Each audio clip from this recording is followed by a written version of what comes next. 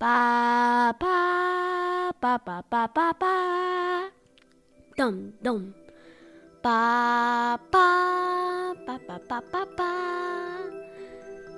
Ba ba ba ba ba ba ba ba ba ba. The future of the human race. If we are the only intelligent beings in the galaxy, we should make sure we survive and continue. But we are entering an increasingly dangerous period of our history. Our population and our use of the finite resources of planet Earth are growing exponentially, along with our technical ability to change the environment for good or ill. But our genetic code still carries the selfish and aggressive instincts that were a survival advantage in the past. It will be difficult enough to avoid disaster in the next 100 years, let alone the next 1,000 or million. Our only chance of long-term survival is not to remain inward-looking on planet Earth, but to spread out into space.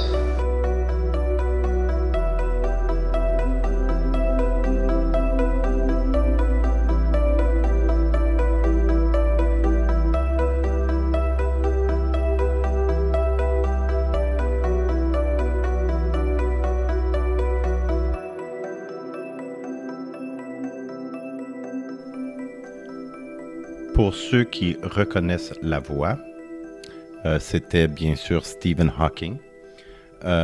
Donc c'est sa voix synthétisée parce que Stephen Hawking souffrait de la sclérose latérale amyotrophique, ce qu'on connaît plus couramment comme la maladie de Lou Gehrig. Donc dans cet extrait, Stephen Hawking parlait de son opinion, ses idées à lui, que dans le futur, soit rapproché ou moyen, dans les prochains, comme il dit, je pense dans les prochaines centaines d'années, 1000 ans peut-être, si la race humaine veut survivre, il va falloir qu'elle quitte la planète Terre et s'étendre partout dans l'univers. Donc, pour cet épisode 3, nous allons parler des galaxies et de l'échelle du cosmos. Louis, veux-tu commencer le bal? Tu veux nous parler des galaxies? Peut-être nous dire qu'est-ce qu'une galaxie, nous donner des exemples, de quoi c'est fait, à quoi ça ressemble, qu'est-ce que ça mange en hiver? Premièrement, une galaxie... c'est un regroupement d'étoiles, de gaz et de poussière. Il y a souvent un trou noir au centre. Par exemple, la Voie lactée, qui est notre galaxie, ou Andromède. Et puis le trou noir dans notre galaxie, c'est quoi? On avait parlé. Sagittarius à étoile. Sagittarius à étoile, oui. Il est supermassif, hein? Ouais. Okay. Comment ça se forme, les galaxies? En premier, là, on a commencé à parler, on n'a pas parlé de galaxies, on a parlé du Big Bang. Ouais. Ensuite, on a parlé des étoiles et des atomes. Non, ça, c'est avant, des étoiles. Donc, un peu comme les étoiles se forment, hein, c'est avec la gravité, c'est ça? Donc, puis au centre de la majorité des galaxies, il y a des trous noirs massifs ou supermassifs, donc, qui attirent, c'est leur gravité est tellement forte. Ça, c'est notre prochain épisode. J'arrête pas de le dire. Épisode 4, c'est les trous noirs. Ouais. Donc, au centre, il y a un trou noir super géant. C'est ça? Ouais. Qui attire toutes sortes de... Les galaxies, c'est ça. C'est des groupes d'étoiles. Donc, plein d'étoiles. Il y a combien d'étoiles dans notre galaxie, à peu près? Entre 100 et 400 milliards d'étoiles. Juste dans la Voie lactée. Entre 100 et 400 milliards d'étoiles. Donc, c'est ça, elles sont tous en train de tourner autour de Sagittarius à étoile, c'est ça? Ouais. OK. Veux-tu nous parler des types de galaxies? Je pense qu'il y en a plus, mais on va parler de 3 types principaux. Ouais. Donc, il y a les galaxies spirales, comme la Voie lactée. Ils ont des bras qui tournent. Ensuite, il y a les galaxies elliptiques. Elles sont plus rondes puis plus anciennes. Puis il y a les irrégulières qui ont des formes étranges Puis elles, ils n'ont pas de trous noirs, sont souvent causées par par des collisions. Des collisions de deux galaxies ensemble, genre? Ou de de- deux super étoiles massives, des choses comme ça? De comme 2 étoiles. De deux étoiles. Donc, c'est la collision qui les forme. Cool.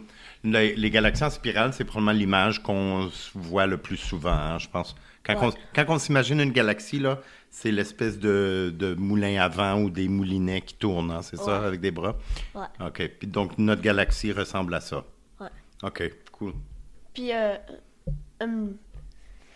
ben, les irrégulières, c'est comme...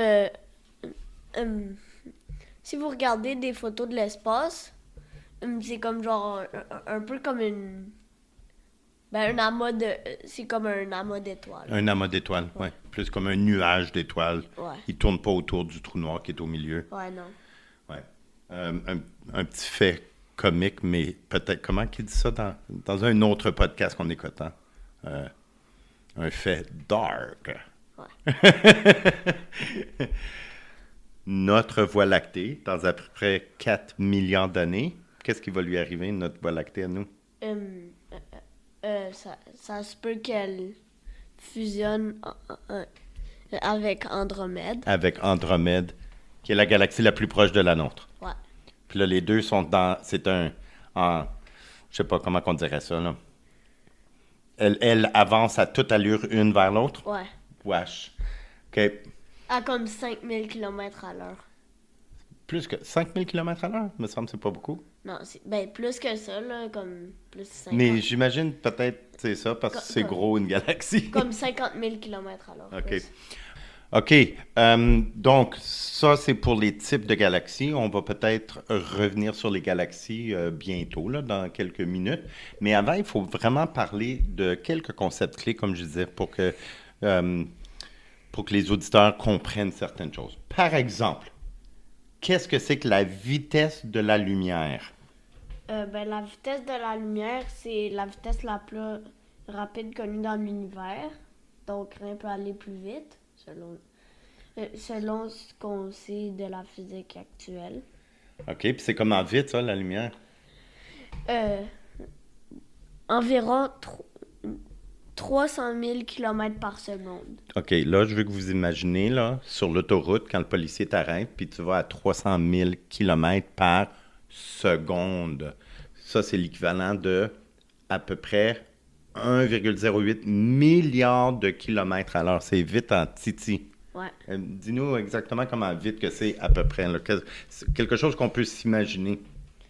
En une seule seconde, la lumière peut faire 7 fois et demi le tour de la Terre. En une seconde, 7 fois et demi le tour de la Terre. Ouais. Donc, c'est comme si j'allume une lampe, puis... Pif! Elle fait 8 fois le tour de la Terre. Ouais. Juste de même. Quand on peut compter. 1, 2... Ah, elle a fait 16 fois le tour de la Terre. Ouais. OK. Pourquoi c'est important de savoir la vitesse de la lumière? Pour nous, là, pour notre podcast. Parce qu'on va parler de quoi, là, en ce moment? De l'échelle du cosmos. Oui, qui se mesure en années-lumière. En années-lumière. C'est quoi une année-lumière? Une année-lumière en kilomètres, c'est 9500 milliards de kilomètres. 9500 milliards de kilomètres. Ça, c'est la distance que la lumière parcourt en un an. OK, puis ça, c'est important parce que quand on mesure le cosmos, on ne peut pas utiliser des kilomètres. Hein? Non, c'est trop gros. C'est trop gros. Donc, on utilise quoi? Les années-lumière. Les années-lumière. Wow, ça, c'est cool. Donc, quand on parle d'une année-lumière, c'est la distance que parcourt la lumière en un an. Donc, si je dis, on regarde une étoile dans le ciel et elle est à 25 années-lumière, ça veut dire si on pouvait voyager à 300 000 km par seconde, ça nous prendrait 25 ans pour se rendre là. Ouais. Wow, OK, ça c'est beaucoup. La Voie lactée, elle est comment grande si on parle d'années-lumière? La Voie lactée fait environ 100 000 années-lumière de diamètre. 100 000 années-lumière de diamètre? Ouais. C'est beaucoup ça. Ça nous prendrait, à la vitesse de la lumière, ça nous prendrait 100 000 ans pour traverser la Voie lactée. Ouais. OK, donc on n'est pas à veille de quitter notre galaxie, nous autres. Non. Est-ce que c'est même possible? Je pense que si on avait un assez gros vaisseau spatial avec assez de carburant, Ben, ça prendrait 100 000 ans. ouais, on pourrait peut-être en plusieurs générations. En très, très plusieurs générations. Ouais. Ça fait combien d'années que les Néandertals sont disparus? Tu t'en rappelles pas? Non. 30 000 ans. Ouais. Donc, ça prendrait 3 fois plus de temps, plus ou moins, que depuis la disparition du Néandertal Ouais. pour sortir de la Voie lactée. Ouais. Ouais. Wow, OK. Donc, c'est pas mal gros, la Voie lactée. Combien d'étoiles? Oh non, c'est pas ça que je voulais savoir. Mais j'avais vu à quelque part combien d'étoiles il y avait dans la Voie lactée. Est-ce que tu le sais à peu près? On l'avait peut-être dit. Ouais, Hein? on vient de le dire. On vient de le dire? Ouais. Ah oui, entre 100 et 400 milliards. Ouais. C'est ça? Oui, j'ai revérifié mes notes. Donc, entre 100 et 400 milliards d'étoiles seulement dans la Voie lactée. Ça, c'est une galaxie. Combien de galaxies dans l'univers? On le sait-tu? Non. Non? Mais il y en a beaucoup. Il y en a beaucoup. L'univers observable, ce qu'on peut voir de l'univers, comment gros est-ce que c'est? 13,8 milliards d'années-lumière. 13,8 milliards d'années-lumière, mais ça, c'est dans toutes les directions. Ouais. Ce qui veut dire comme si tu es au centre, dans toutes les directions, tu as 13,8 milliards d'années. Ouais. Donc ça, c'est comme presque... C'est l'âge de l'univers. Oui, ça, c'est presque comme 28 milliards d'années-lumière d'un bout à l'autre de ce qu'on... Puis ça, c'est juste l'univers observable. Ouais. Est-ce qu'il y a un univers non observable? Ouais. Ben, ça veut dire quoi? Explique l'univers non observable. C'est ce qui fait partie de l'univers qui est trop loin pour qu'on puisse Qui l'observer. est trop loin. Ouais. Donc, ça existe. Ouais. Pour mieux comprendre l'univers observable, on peut penser si on était sur un bateau, par exemple, puis la mer, elle est calme, puis on peut regarder à l'horizon. Ça a l'air plat. On ne voit pas qu'est-ce qu'il y a de l'autre côté de l'horizon.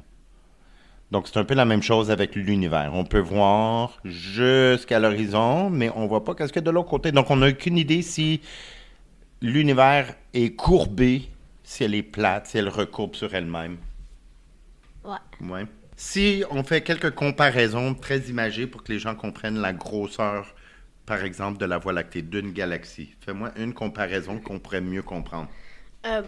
Si le Soleil, c'était une bille, la Voie lactée, elle serait plus grande que l'Amérique du Nord. Que toute l'Amérique du Nord. Mexique, États-Unis, Canada. Non.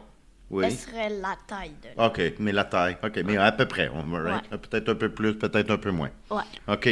Si la Terre était une poussière, la Voie lactée, elle serait Plus grande qu'un pays moyen. plus grande qu'un pays moyen. Donc, imaginons, je sais pas, on va prendre un pays moyen. L'Allemagne.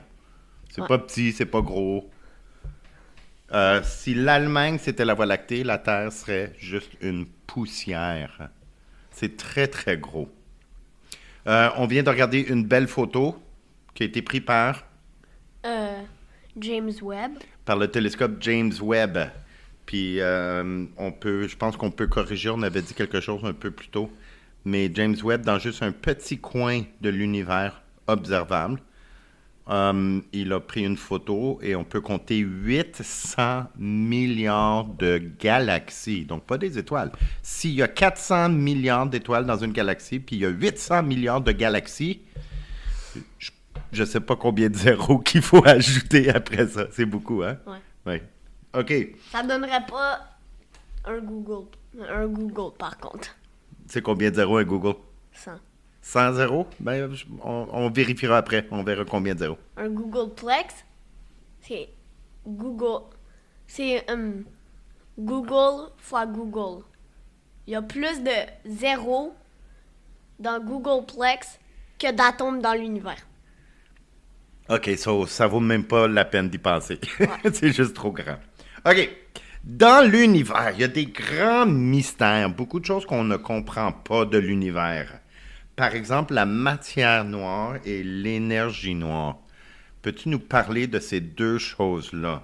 Tu connais plus l'énergie noire, hein? Tu veux-tu commencer par ça ou par la matière noire? L'énergie noire. OK, parle-nous de l'énergie noire. Ben, premièrement, l'énergie noire, c'est c'est une force antigravitationnelle. C'est ça qui fait accélérer l'expansion de l'univers.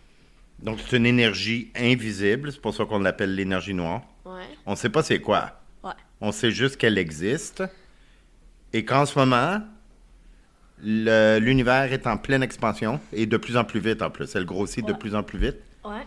et c'est à cause de l'énergie noire. Ouais. OK, so parle-nous de la fin de l'univers si on parle de l'énergie noire, selon Stephen Hawking. Ben, à un point, l'univers il va être rendu tellement grand que, en premier, les galaxies vont se séparer les unes des autres. Ça va se déchirer, genre. Puis ensuite, ça va être comme les planètes. Ensuite, les molécules. Ensuite, les atomes. Ensuite, les atomes. Ils appellent ça comment? Le Big Rip. Le Big Rip. Dans quelques milliards d'années, moi puis toi, si on était encore sur la planète Terre, si on regardait le ciel, on ne verrait plus d'étoiles dans le ciel. Les étoiles, les galaxies, les autres étoiles, ils seraient tellement éloignés les unes des autres qu'on ne pourrait même pas les voir dans le ciel le soir. Ouais. Ouais. Mais là, éventuellement, tout va se désintégrer. Ça, c'est une théorie. Inquiétez-vous pas, vous pouvez dormir sur vos deux oreilles parce que ça, c'est dans un nombre comme Googleplex d'années. Okay, peut-être pas Googleplex, mais des milliards et des milliards d'années. Ouais. C'est ça? Ouais. OK. L'énergie noire, elle représente, comme il y en a-tu beaucoup? Oui. Combien? L'énergie noire représente environ 68% de l'univers. 68% de l'univers. Maintenant, la matière noire, elle représente un quart de l'univers. Ouais. Donc, en tout, là, ce qu'on connaît de l'univers, c'est seulement à peu près 5%. 5%. Donc, tout ce qu'on connaît, là, les étoiles, les planètes, les atomes, la matière, tout, la substance, la lumière, ce qu'on connaît de l'univers, c'est seulement 5% de tout l'univers. Exactement. Exactement. Wow, ça, c'est intéressant. La matière noire, c'est un petit peu plus compliqué. On sait qu'elle est là. C'est de la matière. Moi, je la comprends pas trop. On sait qu'elle est là parce que les galaxies tournent trop vite pour que la gravité soit la seule chose qui les retienne. Ouais. Surtout quand il y a l'énergie noire qui les repousse. Ouais. Ouais. Donc, qu'est-ce qui tient tout ça en place? On pense que c'est de la matière noire. Ouais. Ça brille pas, ça reflète pas de lumière, ça forme pas d'étoiles. Ouais. Puis aussi, les premières étoiles, c'est ça qui est à l'origine des premières étoiles. La matière noire? Ouais. OK. Ça faisait genre des nuages, genre... ça le fait encore. C'est comme des nuages de matière noire. Puis là, au croisement de deux nuages, on va dire, il y avait plus de gravité, puis plus de pression à cause que les deux nuages s'attiraient l'un vers l'autre. OK. Donc là, il y avait assez de gravité pour créer une étoile. OK, mais une étoile, c'est fait de matière qu'on connaît. Ouais. Donc, la matière noire, Elle faisait... il y avait tellement de gravité, elle a tellement écrasé. Ouais, c'est ça. C'était juste la gravité. Ah, la gravité de la matière noire. Ouais. Ah, OK, je comprends. Oui, parce qu'elle représente, elle est encore plus forte. Oui, je comprends. OK, là, les gens, ils vont dire, bon, monsieur, il radote, là. Je pense que quand on va parler des trous noirs, on va parler un peu plus de la gravité. Ça, c'est dans notre prochaine émission. Donc, on va pouvoir peut-être comprendre c'est quoi exactement la gravité. Ouais. OK.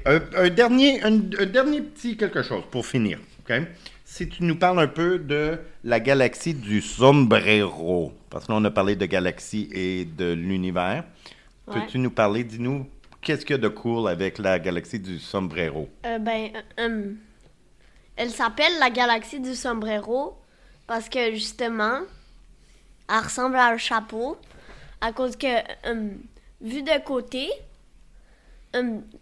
c'est plat. Ensuite, t'as une bosse, puis ensuite, c'est plat encore. Puis ça, c'est à cause que le milieu de la galaxie est plus lumineux que la majorité. Donc, ça fait comme une genre de bulle de lumière, puis c'est ça qui fait la bosse du chapeau. Fait la bosse du chapeau, oui. Ouais. Vu de la Terre, on la voit comme du côté. Donc, ça a l'air d'un anneau avec une grosse boule de feu, de lumière, c'est ça. Oui, puis le trou noir, c'est un trou noir super massif, puis il a environ 1 milliard de fois la masse de notre Soleil. 1 milliard de fois. Ça, c'est 9 zéros. 1 suivi de 9 zéros, la masse de notre Soleil. Donc, il est très, très massif. Ce qui veut dire qu'il attire vers son centre plein d'étoiles et de galaxies. Hein? Ouais. Donc, c'est pour ça qu'il brille tellement fort. Il y a aussi la galaxie des antennes. C'est 2 galaxies en spirale qui sont en pleine collision. Donc, si nos auditeurs aimeraient comme faire des recherches d'images, c'est pas mal cool parce qu'on appelle ça la galaxie des antennes parce qu'il y a 2 des bras des galaxies en spirale qui sortent là, et ça a l'air, si on le regarde d'une certaine façon, comme la tête d'une mouche ou d'une guêpe ou quelque chose. Ouais. Ça a l'air de la tête d'un insecte. De la tête d'un insecte avec des antennes.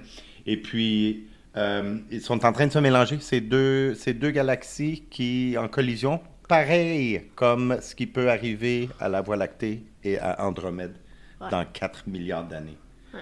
L'impact entre les 2 galaxies forme les longs bras lumineux. Là. C'est des étoiles qui ont été arrachées pendant l'impact, puis ils forment comme 2 grands bras. Puis ils sont même pas juste en train de fusionner comme... Quand 2 galaxies fusionnent, c'est pas juste comme les étoiles deviennent...